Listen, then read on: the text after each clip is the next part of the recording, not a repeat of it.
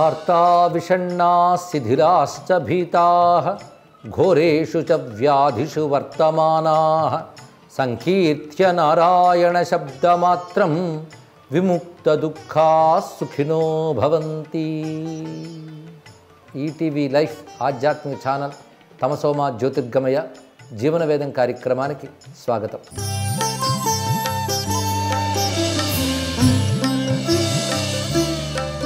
ఆషాఢ శుద్ధ ఏకాదశి మహాపర్వం రాబోతున్నది. అయితే భారతీయ సంస్కృతిలో అనగా వేద సంస్కృతిలో తిథి, వార, నక్షత్ర, యోగ, కరణం అని పంచ అంగములు ఉంటాయి. ఒక్కొక్క దానికి ఒక్కొక్క ప్రాధాన్యం ఉన్నది. ప్రతిరోజు ఒకదా కనబడుతున్నప్పటికీ ఒక్కొక్క రోజుకు ఒక్కొక్క ప్రత్యేకత ఉంటుంది. ఈ ప్రత్యేకతకి అనేక రకాల కారణాలు ఉన్నాయి. అప్పుడు ఉన్నటువంటి గ్రహస్థితులు, సూర్యోదయం, సూర్యాస్తమయం, ఈ సమయాల్లో ఉన్నటువంటి ముహూర్తములు, వీటి ఆధారంగా రోజులకి ప్రత్యేకత ఉంటుంటాయి. అలాగే ఋతువులు, మాసములు, వీటికి కూడా ప్రాధాన్యాలు ఉంటుంటాయి. అలా ఒక్కొక్క ఋతువులో, ఒక్కొక్క మాసంలో, ఒక్కొక్క తిథికి ఒక్కొక్క ప్రత్యేకత ఉంటుంది. ప్రతి మాసంలో కూడా ఏకాదశి అనేది సనాతన ధర్మంలో అనగా వైదిక జీవనంలో, వేద జీవనంలో, జీవన వేదంలో అత్యంత ముఖ్యం.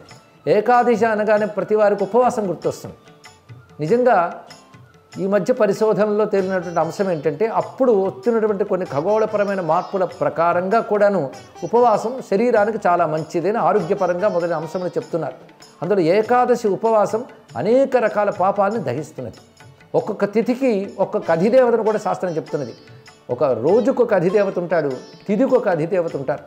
అలా తిథుల్లో అధిదేవతను చూస్తే ఏకాదశి తిథికి యముడు అధిదేవత, ద్వాదశికి విష్ణువు అధిదేవత. అంటే ఏకాదశి ఉపవాసం మొదలైనవి చేసినట్లయితే పాపములు పోతాయి. పాప పుణ్యాల్లో పుణ్యఫలాల గురించి పరిశీలించేవాడు ఇంద్రుడు, పాప ఫలాల గురించి పరిశీలించేవాడు యముడు అని శాస్త్రం చెప్తున్నది. అందుకే అటువంటి పాప ఫలాలు పోవాలి అన్నా, పాపనాశనం జరగాలన్నా ఏకాదశి ఉపవాసం చక్కగా చెప్పారు. ఇక్కడ ఉపవాసం పాపక్షయానికి చాలా మంచిది. అయితే ఉపవాసం అన్నారు కదా అని అందరూ ఒకటే కాదు, వారి వారి శారీరక స్థితి బట్టి, ఆరోగ్య స్థితి బట్టి ఆహార నియమమే ఉపవాసము. ఇది తెలుసుకోవాలి. ఇక్కడ కొందరు జలం కూడా తీసుకోకుండా ఉండేవాళ్ళు ఉండొచ్చు, వాళ్ళ శారీరక స్థితి బట్టి. కొందరు ఏమీ తినకుండా ఉండవచ్చు. కానీ మన ధర్మం ఎంత గొప్పది అంటే అందరికీ ఒకలా చెప్పకుండా వారి వారి యొక్క శరీర స్థితి బట్టి, దేశకాల పరిస్థితులు బట్టి విధములైన అంశాలు తెలియజేస్తుంది మన ధర్మం. ప్రత్యామ్నాయాలు అంటారు వాటిని. అందుకే పూర్తిగా ఏ పదార్థం తీసుకోకుండా ఉండలేనటువంటి వారు క్షీరము కానీ ఫలము కానీ తీసుకోవచ్చు. అవసరార్థం కాసింత జలం కూడా తీసుకోవచ్చు అని చెప్పారు ఇక్కడ. అలా చేసేటప్పుడు సాయంకాలం సూర్యాస్తమయం లోపల ఏదైనా ఒక నివేదన పదార్థం చేసి సత్యనావర్తానికి మొదలైన చేసినట్లుగా భగవంతుని నివేదన చేసి అది ఒక్కటి స్వీకరించడం కూడా నియమంలో మనకు కనబడుతున్నది. మొత్తానికి యథాశక్తి ఉపవసించి భగవంతుని ధ్యానిస్తూ, పైగా ద్వాదశి రాబోతుంది కనుక ద్వాదశి ముందు వచ్చేటువంటి ఏకాదశిలో విష్ణు స్మరణ చాలా విశేషం. ఎవరైతే విష్ణు స్మరణ చేస్తారో వారికి పాపబాధలు ఉండవు.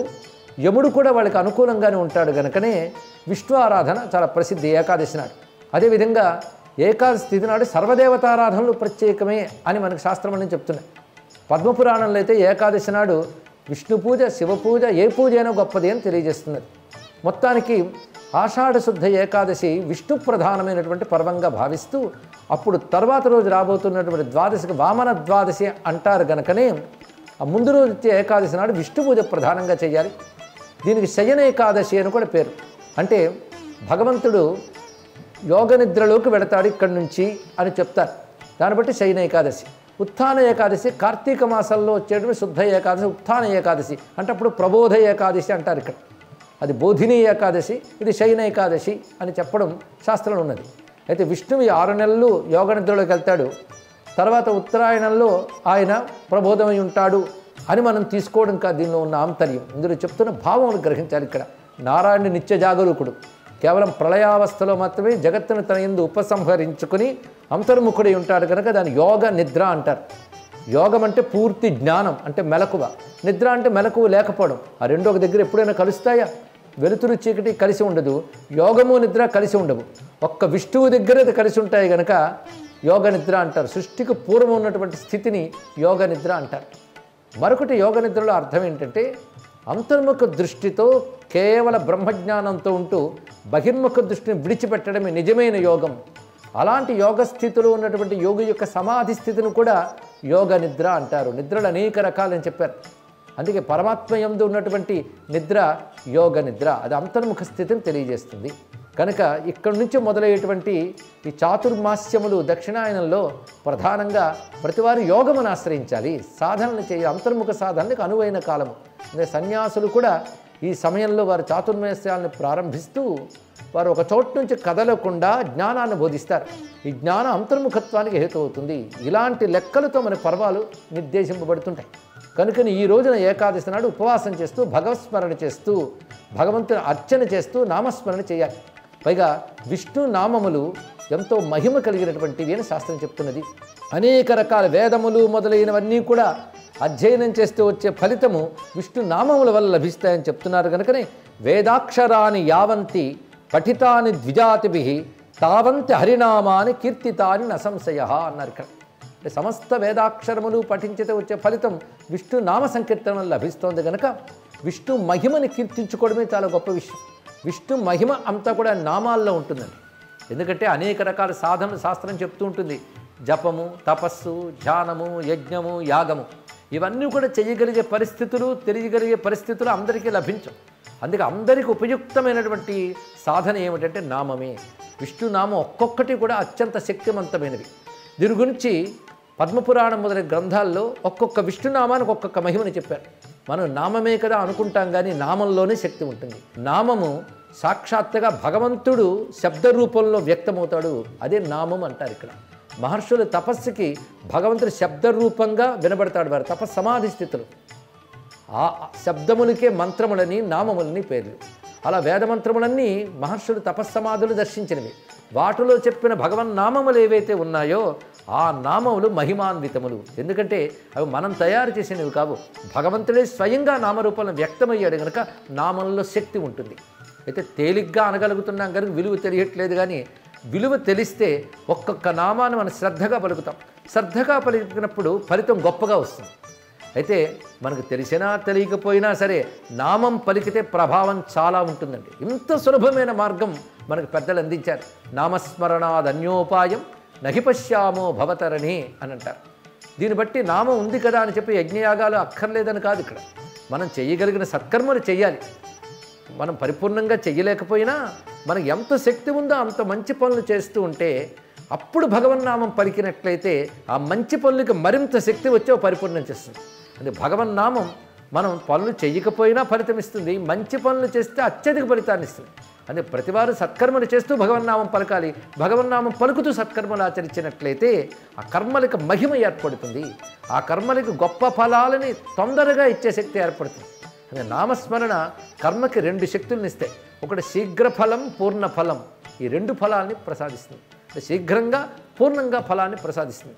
అందుకే యజ్ఞయాగాది క్రతువులు చేసే కూడా యస్య స్మృత్యాచ నామోక్త్య తప పూజా క్రియాదిషు లేదా తపోహోమ క్రియాదిషు రెండూ చెప్తారు ఇక్కడ. అప్పుడు ఏం చేయవలసింది? తపోహోమ క్రియాదిషు అని చెప్తూ అచ్యుత నామస్మరణ పరిపూర్ణ ఫలితాన్ని ఇస్తుందని చెప్తారు. యస్య స్మృత్యాచ నామోక్త్య తప పూజా క్రియాదిషు న్యూనం సంపూర్ణతామ్యాతి సద్యో వందే తమచ్యుతం. ఆ అచ్యుతుణ్ణి నామం పలికి నమస్కరిస్తే చాలు, అది సద్య వెంటనే పరిపూర్ణ ఫలాన్ని ఇస్తుంది అని చెప్పారు. ఇది భగవన్నామ అనుకున్న విశేషం. అయితే భగవన్నామం ఏదైనా గొప్పది గుర్తుపెట్టుకోవాలి. అచ్యుత, అనంత, రామ, కృష్ణ. అయితే భగవంతుడు ఒకడే కదండి అంటే భగవంతుడు ఒక్కడే, కానీ మన ప్రయోజనాలు చాలా ఉన్నాయి. అదే అనేక రకాల ప్రయోజనాల కోసం అనేక నామాలు ఉంటాయట. ఇదే శాస్త్రంలో చెప్తూ కొన్ని పురుషార్థాలకి కొన్ని నామాలు చెప్పారు. క్లుప్తంగా కొన్నిటిని మనం స్మరించుకుంటే వాసుదేవ అచ్యుత అనంత సత్య అజ పురుషోత్తమై పరమాత్మేశ్వరాజ్యశ్చ స్తుతో నామభి అచ్యుత నిమిత్త భావం భగవన్ విముక్తేర్యాత్యధోక్షజ అని చెప్పారు ఇక్కడ. వాసుదేవ, అచ్యుత, అనంత, సత్య, అజ, పురుషోత్తమ ఈ నామాలు నిరంతరం పలుకుతూ ఉంటే అతనికి మోక్షమే లభిస్తుంది అని చెప్పారు. అయితే ప్రధాన ఫలం మోక్షమేనా? వీటిలో వివిధ ప్రయోజనాల కోసం వివిధ నామాలు ఉన్నాయండి. ఉదాహరణకు అచ్యుత, అనంత, గోవింద ఈ నామాలు నిరంతరం స్మరించినట్లయితే రోగాలు పోతాయి, ఆది వ్యాధులు తొలగుతాయి, ఆరోగ్యం సిద్ధిస్తుంది. అందుకే ఆరోగ్యం కావాలనుకున్న వారు అచ్యుత, అనంత, గోవింద అని నామం పలకాలి అని చెప్పారు. అదేవిధంగా ధర్మపురుషార్థం కావాలనుకున్నటువంటి వారు ఏ నామాలు పలకాలి అంటే ధర్మకృత్ ధర్మీ ధర్మాత్మా విశ్వకృత్ శుచి చుషిషత్ విష్ణు యజ్ఞాంగ పుష్కరాక్షో అధోక్షజ శుచిస్రవాహ శిపివిష్టో యజ్ఞేశో యజ్ఞవాహన నామ్నామిచ్చేవ మాదీనాం సముచ్చారణతో నరః ధర్మం మహాంతమాప్నోతి పాపబంధక్షయం తథా అని చెప్తున్నది పురాణం. దీని అర్థం ఏంటంటే ధర్మకృత్ ధర్మగుప్ ధర్మాత్మ విశ్వకృత్ శుచి శుచిషత్ యజ్ఞాంగ పుష్కరాక్ష అధోక్షజ శుచిస్రవ శిపివిష్ట యజ్ఞేశ యజ్ఞవాహన ఈ నామాలు పలికినట్లయితే అనంతమైన ధర్మం ఆచరించిన ఫలితం లభిస్తుంది. ధర్మం ఆచరించగలిగే బుద్ధి, ధర్మం ఆచరించే అవకాశము కూడా లభిస్తాయి. అదే పురుషార్థాల్లో మొదటిదైన ధర్మ పురుషార్థాలు లభించాలంటే భగవాన్ని యజ్ఞస్వరూపంగా నమస్కరించుకోవాలి. అదే యజ్ఞో వై విష్ణు అంటారు. విష్ణు సహస్రనామాల్లో కూడా యజ్ఞో యజ్ఞపతిర్యజ్వా యజ్ఞాంగో యజ్ఞవాహన ఈ నామాలు ఉన్నాయి.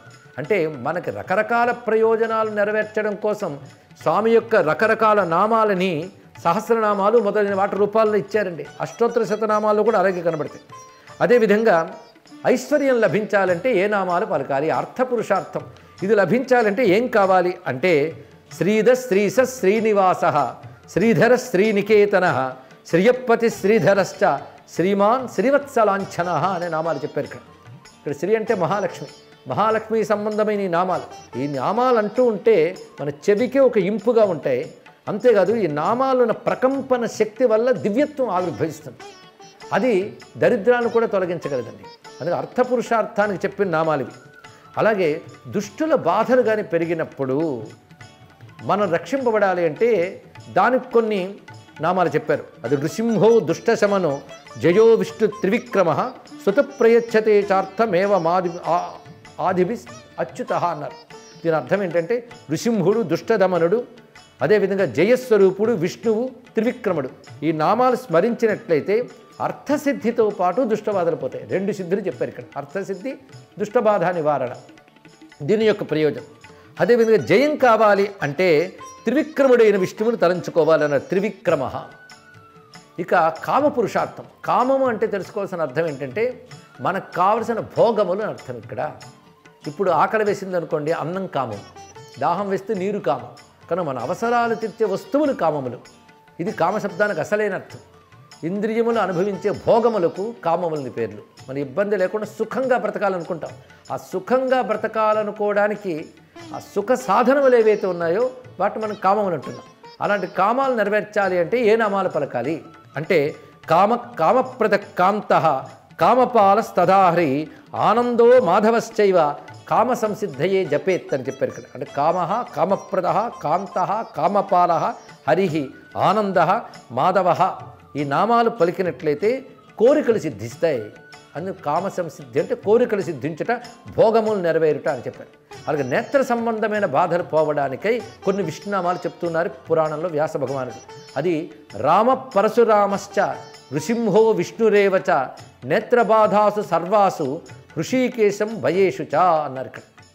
ఇక్కడ నేత్రబాధలు కలిగినప్పుడు పలకవలసిన నామములు రామ, పరశురామ, నృసింహ, విష్ణు. అంటే ఒకే నామం 2-3 ప్రయోజనాలు పనికొస్తుంది. చూడండి ఇక్కడ. అక్కడ దుష్టబాధ నివారణకి నృసింహనామం చెప్పారు, ఇక్కడ నేత్రబాధ నివారణకు కూడా నృసింహనామం చెప్పారు. అంటే ఆ నామంలో ఉన్న అర్ధశక్తి, శబ్దశక్తి రెండిటి వల్ల ఫలితం వస్తాయండి. అంటే రకరకాల రోగాలకి రకరకాల ఔషధాలు ఎలా ఉన్నాయో రకరకాల అవసరాలకి రకరకాల నామాలు ఉన్నాయి.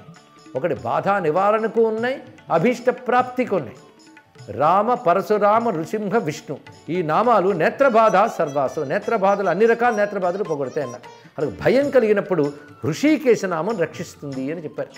అలాగే హృషీకేశునితో పాటు త్రివిక్రమాది నామాన్ని జప్యాన్ని విజిగూషిభి, త్రివిక్రమ మొదలైన నామములు పలికినట్లయితే జయసిద్ధి లభిస్తుంది అని చెప్పారు. అదేవిధంగా పురుషోత్తమ నామం పలికితే విద్యాప్రాప్తి లభిస్తుంది అని చెప్పారు. బంధములు ఏర్పడి బయటపడాలంటే దామోదర నామం పలకాలి అని చెప్పారు. ఇక్కడ ఈ నామాలు గుర్తుపెట్టుకోవాలి. ఎలాగైతే మనం కొన్ని రకాల మందులు దగ్గర పెట్టుకుని వివిధ రోగాలు వచ్చినప్పుడు వాడుకుంటామో భగవన్ నామాలు కూడా వివిధ అవసరాల కోసం వాడుకోవచ్చు. అయితే ఆ నామం పలికేటప్పుడు శ్రద్ధగా పలికినట్లయితే ఫలితం తప్పకుండా ఉంటుంది, శీఘ్రంగా ఉంటుంది. ఇవి కొందరు మంత్రజపాలు అవి చేస్తారే, అవి గొప్పవే. అవి శబ్దమే, ఇది శబ్దమే, ఇది తెలుసుకోవాలి. శబ్దంతో చేసే చికిత్సే మంత్రజపం, నామజపం. అయితే మంత్రానికైతే మాత్రం ఉపదేశం ఉండాలి, నియమాలు ఉండాలి. అవేవైనా తప్పినా ప్రమాదాలు ఏర్పడతాయి. కానీ నామానికి ఆ బాధ లేదు. ఎవరైనా ఎప్పుడైనా ఎక్కడైనా ఎలాగైనా చేసుకోవచ్చు. అందుకే ఋషులు మనపై దయతో ఆ వేదంలో ఉన్న భగవన్నామాలే, మంత్రాలు వేదం నుంచే వచ్చాయి, నామాలు వేదం నుంచి వచ్చాయి. కానీ బీజాక్షర సహితమైనటువంటి వేద మంత్రాలకైతే పెద్ద పెద్ద నియమాలు చెప్పారు. నామాలకు ఆ నియమాల్లో అందరికీ అందించారు. ఇక్కడ అంత దయతో మహర్షులు వేదాల్లో ఉన్న భగవన్నామాలు అందించారు. ఈ నామాలు మనం వినియోగించుకుంటే వివిధ ప్రయోజనాలు పొందవచ్చు. అదేవిధంగా ఔషధం పుచ్చుకునేటప్పుడు ఏ నామాలు పలకాలో చెప్పారు. అది పలికినట్లయితే ఔషధం సత్ప్రభావాన్ని చూపిస్తుంది అని చెప్తూ, కేశవం పుండరీకాక్షం పుష్కరాక్షం తథా జపేత్ అచ్యుతంచ అమృతంచేవ జపేత్ ఔషధ కర్మణి అని చెప్పారు ఇక్కడ. అంటే కేశవ, పుండరీకాక్ష, పుష్కరాక్ష, అచ్యుత, అమృత. అమృత కూడా విష్ణునామమే. ఇవి పలిగ్గాని పుచ్చుకున్నట్లయితే ఔషధం పనిచేస్తుంది. అందుకే ఔషధం జాహ్నవీతోయం వైద్యో నారాయణో హరి అని ఒక మాట ఉన్నది. ఔషధమే గంగాజలం, వైద్యుడే నారాయణుడు అని అర్థం. అంటే మనం ఏ వైద్యుని దగ్గరికి వెళ్తామో ఆయన యందు నారాయణ భావం కలిగినట్లయితే ఆ వైద్యుడి నుంచి చక్కని చికిత్స కూడా వస్తుంది. అంతేకాదు గంగనే ఔషధం అనుకో, నారాయణనే వైద్యుడు అనుకో అని కూడా భావం ఇందులో మనం స్వీకరించవచ్చు. కనుక గంగాజలం అత్యంత పవిత్రమైనది. దానిలో ఔషధ లక్షణాలు ఎలాగూ ఉన్నాయి. అలాగా గంగను ఔషధం అనుకోవాలి, ఔషధాన్ని గంగ అనుకోవాలి. అంటే ఎలాంటి ఔషధమైనా గంగంత పవిత్రమైనది అని భక్తిభావంతో స్వీకరించాలి. ఎందుకంటే ఔషధం ఎలాగైనా పనిచేస్తుంది, కానీ భావం కలిస్తే అద్భుతంగా పనిచేస్తుంది. అది కూడా గొప్ప విషయం. అలాంటి భావం, పవిత్ర భావం దీనివల్ల మనకు కలుగుతుంది. అదేవిధంగా ఆ శ్లోకం కూడా చదువుకోమని చెప్తారు. ఏమని? ఔషధం జాహ్నవీతోయం వైద్యో నారాయణో హరి అనుకుని కేశవ, పుండరీకాక్ష, పుష్కరాక్ష, అచ్యుత, అమృత అనే నామాలు పలికినట్లయితే ఔషధం చాలా విశేషంగా పనిచేస్తుందని చెప్పారు. అదేవిధంగా ఒక్కొక్కప్పుడు మనకి ఏ ఆలంబన దొరకని పరిస్థితి రావచ్చు. అంటే హెల్ప్లెస్ అంటూ ఉంటారు. అలాగా ఆధారం లేని పరిస్థితి ఏర్పడింది అంటే ఆ సమయంలో చదువుకోవలసినటువంటి నామాలు ఎలా చెప్పారు అంటే, భ్రాజిష్టుమగ్నిం భానుంచ జపేత్ ఆలంబన స్థిత అన్నారు ఇక్కడ. అంటే భ్రాజిష్ణు, అగ్ని, భాను, అపరాజిత, అపరాజిత ఈ నామాలు కానీ పలికినట్లయితే అప్పుడు భగవాను యొక్క ఆలంబనం, ఆసరా మనకు లభిస్తుంది అని చెప్పారు. అంటే హెల్ప్ అంటారే, అది ఆయన నుంచి లభిస్తుంది.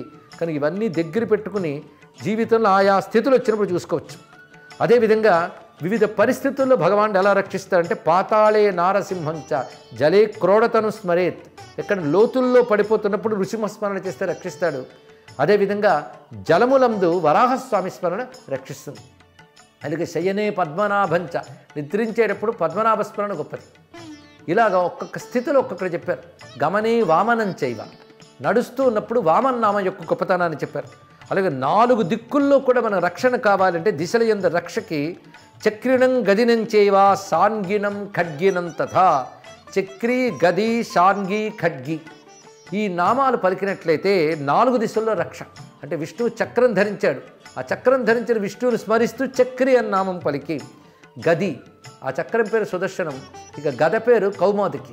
కౌమోదికి అనే గదను ధరించిన స్వామినామం పలికినట్లయితే అది మరొక దిక్కులో రక్షిస్తుంది. అలాగే షాంగి అంటే విష్ణువు యొక్క ధనువు, ఆ ధనువును ధరించినవాడు షాంగి, షాన్గ ధనువును ధరించినవాడు షాంగి.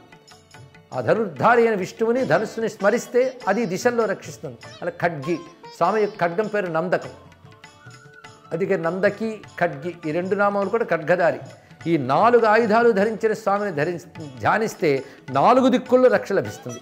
దీనికే మనకి విష్ణు సహస్రనామం చివరిలో వనమాలి, గది, షార్ంగి, శంఖి, చక్రీ చ నందకి శ్రీమన్నారాయణో విష్ణు వాసుదేవ అభిరక్షతో అనే మంత్రాన్ని ఇచ్చారు. అంటే ఈ నామాలతో ఉన్నటువంటి భగవానుడు నన్ను అభిత అన్ని వైపులా రక్షించుగాక, ఇది తెలుసుకుని కానీ చేసినట్లయితే తప్పకుండా రక్షణ లభిస్తుంది. ఇలాంటి భగవన్నామాలు పలుకుతూ లబ్ధి పొందుతున్న వాళ్ళు ఆ యుగాల్లోనే కాదు ఈ యుగాల్లో కూడా ఉన్నారు. ఇది తెలుసుకుంటే నామస్మరణాద్ అన్యోపాయం నహి పశ్యామో భవతరణే రామహరే కృష్ణహరే తవ నామ వదామి సదా నృహరే అని పెద్దలు నామము కంటే తరింపజేసే యోగం గొప్పగాది ఏదీ లేదు సుమా అని చెప్పారు ఇక్కడ. అలాగని చెప్పి మిగిలిన ఆధ్యాత్మిక సాధనని తిరస్కరించడం కాదు. అలాంటి ఆధ్యాత్మిక సాధనలు మనం చేసినా చెయ్యకపోయినా నామస్మరణ చేస్తే ఈ నామమునే పెద్ద ఆధ్యాత్మిక సాధనగా చేసినట్లయితే అది గొప్ప ఫలితాన్ని ఇస్తున్నది. అదే సర్వకాల సర్వావస్థల్లోని భగవన్నామం పలకను పెద్దవాళ్ళు చెప్పడంలో ఇంత ఆంతర్యం ఉన్నది. అందుకే వేద జీవనంలో నామానికి ఇంత ప్రాధాన్యం చూపిస్తున్నారు. వేదముల యందు కూడా భగవన్నామ ఫలితం అనేక రకాలుగా చెప్తున్నారు. అస్య జానంతో నామ చిద్వివిక్తన మహస్తే విష్ణో సుమతిం భజామహే అనేటువంటి మంత్రం ఋగ్వేదంలో మనకు కనబడుతున్నది. అందులో నామము చిద్రూపుడైన భగవాన్ యొక్క విస్తార స్వరూపము, దాన్ని మేము భజామహే, అలాంటి నామములతో విష్ణువుని మేము ఉపాసన చేస్తున్నాం అనే మాట కనబడుతోంది. ఇదే విధంగా అనేక చోట్ల వేదముల యందే భగవంతుని నామమహిమ చెప్పబడుతుంది. ఏతాని హవ అమృతస్య నామధేయాని ఏతేర్హవ అమృతో భవతి అని ఒక ఉపనిషత్తులోనే కనబడుతున్నది. ఇవి అమృతుడైన భగవంతుని యొక్క పేర్లు. ఎవరైతే ఈ నామముల్ని ఆరాధనగా స్మరిస్తూ ఉంటారో వారికి అమృతత్వ ప్రాప్తి అంటే ఆనందం లభిస్తున్నది అని చెప్పారు ఇక్కడ. పైగా పాపనాశనానికి నామం కంటే గొప్ప మార్గం మరొకటి లేదు అంటూ భాగవతంలో అజామిళ ఉపాఖ్యానం మనకి పెద్ద ఉదాహరణగా కనబడుతున్నది. అందుకే చాలదా హరినామ సౌఖ్యామృతము తమకు, చాలదా హితవైన చవులెల్లనొసగా అంటారు అన్నమాచార్యులు వారు. పైగా కలవు కేశవ కీర్తనాత్ అన్నట్లుగా ఏ యుగంలో అయినా భగవత్కీర్తన మహిమాన్వితం. అది యుగ యుగాల నుంచి వేద మార్గంలో అనేక ధ్యానములు, క్రతువులు, సమాధి స్థితులు చేసిన మహాత్ములు కూడా భగవన్నామాన్ని ఊతంగానే అవన్నీ చేశారు. ఆ స్థితుల్లో ఉంటూ కూడా భగవన్నామాన్ని మర్చిపోలేదు వాళ్ళు. నిరంతరం భగవన్నామ స్మరణ చేసేవారు. అయితే కలియుగంలో అనేక రకాల మార్గములు మూసుకుపోతాయి, తెలియవు. పైగా మరొకటి ఏంటంటే ఇదే మంచి మార్గమేమో అనిపించే కుమార్గాలు చాలా ఉంటాయి కలియుగంలో. పోల్చుకోవడం కష్టం మంచి మార్గాన్ని. పైగా ఆ దుర్మార్గాలనే ఎంచుకునే దుర్బుద్ధులు కూడా పుడుతుంటాయి కలియుగంలో. ఇలాంటి పరిస్థితుల్లో మనం తరించడానికి మార్గాలన్నీ మూసుకుపోయాయి కదా, ఎలా తరిస్తామంటే నామమున్నది సుమా అన్నారు ఇక్కడ. ఇది అనేక మంది పెద్దలు శాస్త్రముల్లో చెప్పిన మాటను ప్రమాణంగా తీసుకుని వారి సాధన చేసి అనుభవించి అనుభవాన్ని కూడా వాళ్ళు అనేక రకాల గ్రంథాలుగా అందించారు. అందుకే నామస్మరణతో గొప్ప గొప్ప యోగులు తరించడమే కాకుండా ఆ మార్గాన్ని మనకు చక్కగా చూపించారు. అందుకే అన్నమయ్య ఒక చోట అంటాడు, నీ నామం ఎంత గొప్పదంటే వెక్కసము నీ నామము వెల సులభము ఫలమధికము అన్నాడు. నామం అనడానికి ఏం కష్టమండి, ఏం ఖర్చు పెట్టక్కర్లేదు. పైగా ధ్యానం చేయంటే ఏ ఆసనం వేసుకోవాలి, ఇవన్నీ బాధలు. నామం ఎక్కడున్నా ఎలా ఉన్నా ఎప్పుడైనా ఎవరైనా జపించవచ్చు. అందుకే వెల సులభం ఫలమధికం. అతి కొద్ది సాధనతో అధిక ఫలితాన్ని ఇవ్వగలిగే శక్తి కలిగిన భగవన్ నామమే భగవత్ స్వరూపను భావిస్తూ అటువంటి నామరూపుడైన నారాయణ్ణి ఈ ఏకాదశి పర్వం అనగా ఆషాఢమాస పవిత్ర మాస కాలాల్లో స్మరించి ధన్యులమవుదాం. నమో నారాయణాయ, నమస్తే వాసుదేవాయ, విష్ణవే నమః. ఈ కార్యక్రమాన్ని తిరిగి చూడాలనుకుంటే www.youtube.com/@ETV Life Spiritual లో చూడవచ్చు.